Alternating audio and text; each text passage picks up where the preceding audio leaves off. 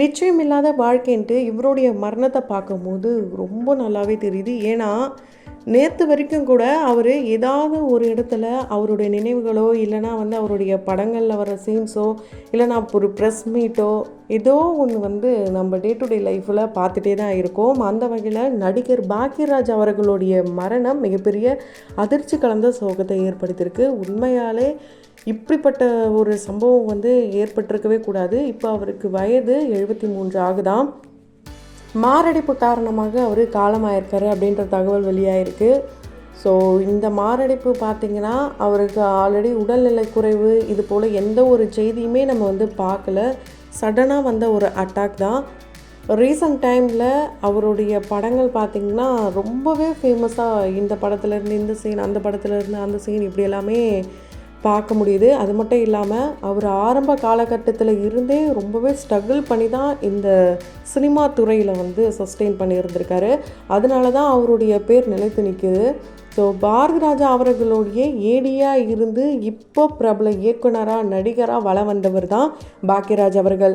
So பாரதிராஜாவை பற்றி பேசும்போது பாக்யராஜ் அவர்களை பற்றி பேசாமல் இருக்கவே முடியாது. அந்த அளவுக்கு அவர்கிட்ட இருந்து நிறைய விஷயங்களை லேர்ன் பண்ணி ஒரு நல்ல சிஷியனாக வலம் வந்தவர் தான் இவர் ஒரு டைரக்டர் மட்டும் இல்லாமல் ஆக்டர் அண்டு ஸ்க்ரீன் ரைட்டர் இப்படி பல திறமைகளை கொண்டு இருக்கிறவர்.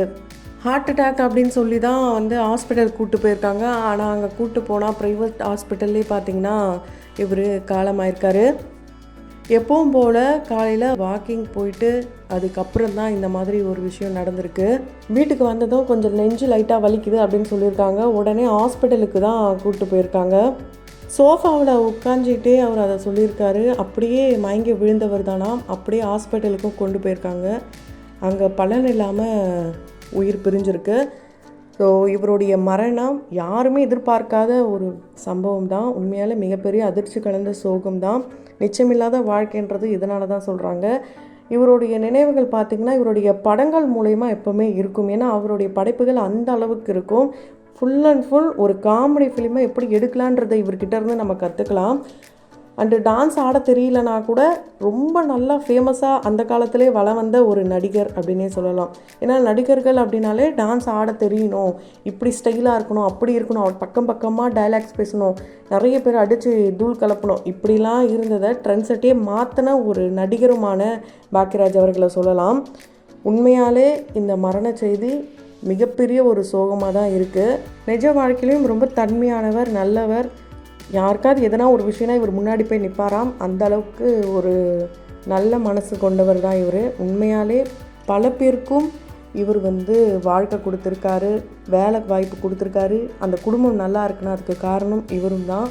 ஸோ கண்டிப்பாக பல பிரபலங்களும் குடும்பத்தினரும் ஆழ்ந்த இரங்கலை தெரிவிச்சுட்டு வராங்க. அந்த வகையில் நாமளும் நம்மளுடைய சின்ன சமூகத்தின் வாயிலாக ஆழ்ந்த இரங்கலை தெரிவித்துக் கொள்ளலாம்.